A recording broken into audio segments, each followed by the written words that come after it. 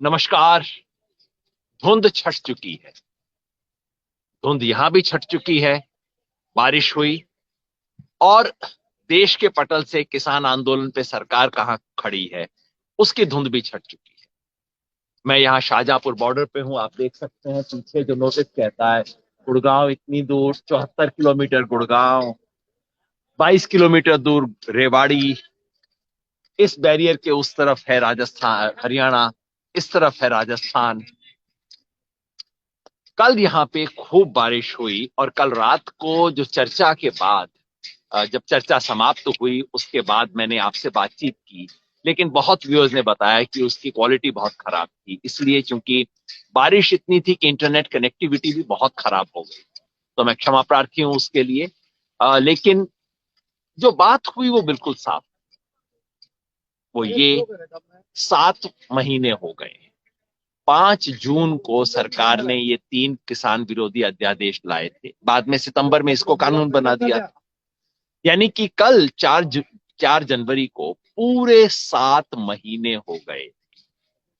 और संयोग ऐसा है कि कल 7वां राउंड भी था बातचीत का। 7 राउंड की कृषि मंत्री के साथ बातचीत हुई। अगर अमित शाह जी के साथ बातचीत को हम छोड़ दें तो 7 राउंड की बातचीत भी हो गई थी। 7 महीने और 7 राउंड के बाद लगता है सरकार को 7 शब्द समझ नहीं आए। क्या 7 शब्द? गिन लीजिए।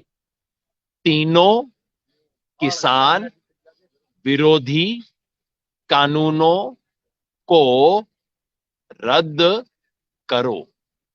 ये 7 शब्द सरकार को अब तक सुनाई नहीं दिए। मैं इसलिए कह रहा हूं कि कल की वार्ता में और कुछ नहीं हुआ। कल की वार्ता में सिर्फ सरकार ने बार बार ये पूछा कि भाई क्या आपको वाकई रद्द करवाना है? अच्छा, रद्द ही करवाना है? अच्छा, संशोधन से काम नहीं चलेगा? अच्छा, और कोई रास्ता नहीं हो सकता? पूरे 4 घंटे की बात में और कुछ नहीं हुआ कल। बीच में 1 घंटे के लिए मंत्री उठ के चले गए, अच्छा हमें राय बात करनी है। और आखिर में आके कहा, अच्छा आपको सचमुच इन कानूनों को रद्द ही करवाना है, फिर तो हमें ऊपर बात करनी पड़ेगी। ऐसा करते हैं, 8 तारीख को मिलते हैं। 8वां राउंड 8 तारीख।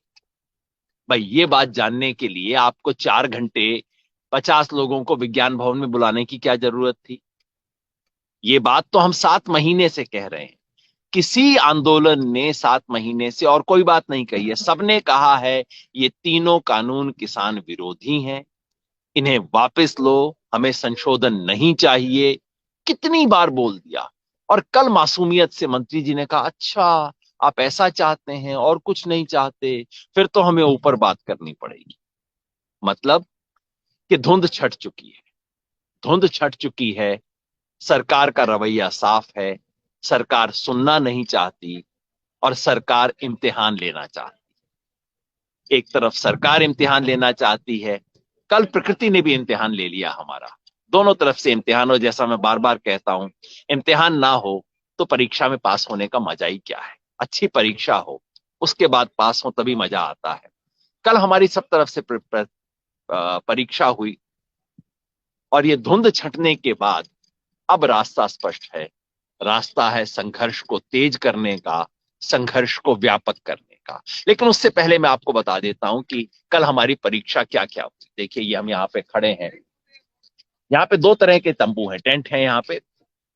इस बॉर्डर पे ट्रॉलियां कम हैं, क्योंकि पंजाब के किसानों की बड़ी बड़ी ट्रॉलियां होती हैं, उसका ऊंचा ऊंचा उनका डेक होता है, तो वो पूरा एक घर की तरह बन जाती हैं। हमारे इधर राजस्थान हरियाणा के इस इलाके में ट्रॉलियां छोटी भी होती हैं और उसका डाला भी बहुत ऊंचा नहीं होता। इसलिए यहाँ ट्रॉलियों में कम लोग हैं, ज्यादातर साथी यहाँ आके टेंटों में रह रहे हैं। 2 तरह के टेंट हैं। कुछ टेंट तो वो जिसकी फ्लैट छत है, और कुछ वो जो कि तिकोनी छत वाले। जो तिकोने वाले हैं वो तो बच गए क्योंकि बारिश आई और पानी इधर निकल गया। लेकिन जो फ्लैट छत वाले थे, उन सब तंबुओं में भारी नुकसान हुआ। आप देख रहे हैं टूटे हुए तंबू यहाँ पे। ये वाला पहले ही बुरी अवस्था में था, टूट गया। आप देखते हैं पूरा पानी। कल शाम को झमाझम बारिश हुई, जो कि आमतौर पर इस मौसम में नहीं होती है। थोड़ी बारिश होती है तो लोग बहुत अच्छा कहते हैं घी बरस रहा है। हमारे इधर बोलते हैं घी बरस रहा है भाई। कहीं बोलते हैं सोना बरस रहा है, क्योंकि ये तो मौसम है इस वक्त सरसों का। सरसों के लिए बहुत अच्छा है। लेकिन जो इतनी मूसलाधार बारिश हुई, खैर बारिश की उसके लिए तो ये भी अच्छी है। मैंने सुना चूरू वगैरह के किसी इलाके में थोड़ा ओलावृष्टि भी हुई है, जो बहुत खराब है हमारे लिए इस वक्त। लेकिन बाकी जगह बारिश हो रही है, बहुत बढ़िया बात है। लेकिन आंदोलन के लिए कल देखिए कितना कुछ हमारा यहाँ पे, सारा यहाँ पानी हो गया।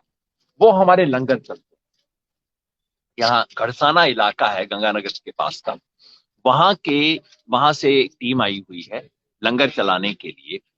उस टीम का पूरा जो मेन तंबू था वो गिर गया।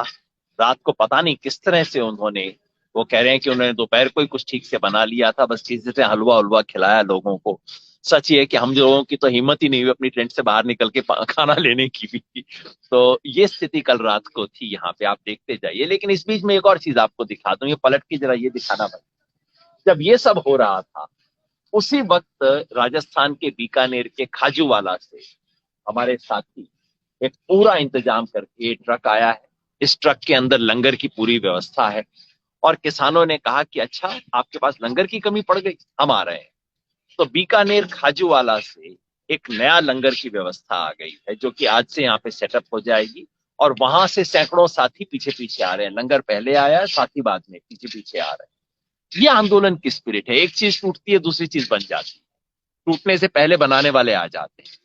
अब देखते जाएंगे हम यहाँ पे कि यहाँ जिस तरह के तमाम टेंट लगे, जो मैंने बताया जो फ्लैट छत वाले टेंट थे, उन सब के ऊपर पानी जब मूसलाधार पड़ने लगा, तो ये हमारे, ये जो भी व्यवस्था हमारी है, इतने पानी को झेलने के लिए नहीं बनी। हमने सोचा था सर्दी का मौसम है, थोड़ी बहुत बूंदाबांदी हो सकती है, लेकिन उस बूंदाबांदी से कहीं ज्यादा तेजी से ये बारिश हुई। ये है हमारे लंगर यहाँ पे, जैसा मैंने बताया, गढ़साना से जो हमारे साथी आए हैं उन्होंने लंगर चलाया है।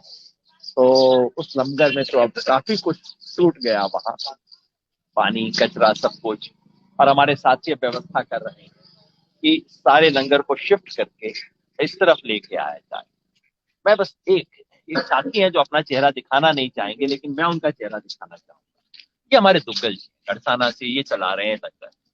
आ, आपको अगर मैं बताऊं कि कितने सीनियर पॉलिटिकल लीडर हैं, आप हैरान हो जाएंगे। लेकिन ये एमएलए भी रह चुके हैं, और सारा समय 24 घंटा सेवा में लगे रहते हैं, खुद अपने हाथ से डायरेक्शन नहीं देते ये करो वो करो। अभी जितने गीले गद्दे थे अपने हाथ से उठा रहे थे, सारा कुछ सिस्टम। कल शाम को क्या कुछ नुकसान हुआ दुग्गल जी? कल शाम को जो बारिश, वैसे तो कल सुबह 5 बजे शुरू हुई थी, लेकिन जो शाम की जो बारिश आई वो ज्यादा तेज थी। उस बारिश से जितने भी हमारे यहाँ व्यवस्थित रूप से आटा दाल चावल पड़े थे, उनके ऊपर एकदम पानी आने से वो ऊपर वाली पन्नी टूट गई। तो थोड़ा नुकसान हुआ है, लेकिन उसकी भरपाई कर रहे हैं, हम लोग लगे हुए हैं। और आज हमने, जो हमारा लंगर पहले दिन से साइड में चल रहा था, आज वो इस साइड में किया है ऑन रोड के ऊपर। तो मैं समझता हूँ अभी 2-4 घंटे बाद ये व्यवस्था दोबारा सुचारू रूप से चालू हो जाएगी। बस तो कुछ टूटता है, टूटने से पहले बनना शुरू हो जाता है। और ये जो संकल्प है कि बनाएंगे, ऊपर की पन्नी जो टूट गई थी, यानी कि पूरा जो हमारा प्रोटेक्शन था वो बारिश के बोझ से, पानी के बोझ से वो दब के टूट गया। कल एक मजेदार संयोग ये हुआ कि जब बारिश आनी शुरू हुई, उस वक्त हमारी मीटिंग चल रही थी, अमरा राम जी तमाम सीनियर लीडर थे।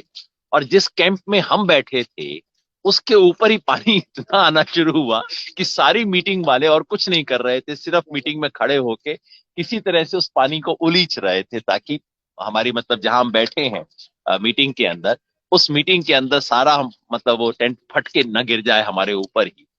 ये सब चले जा रहा था।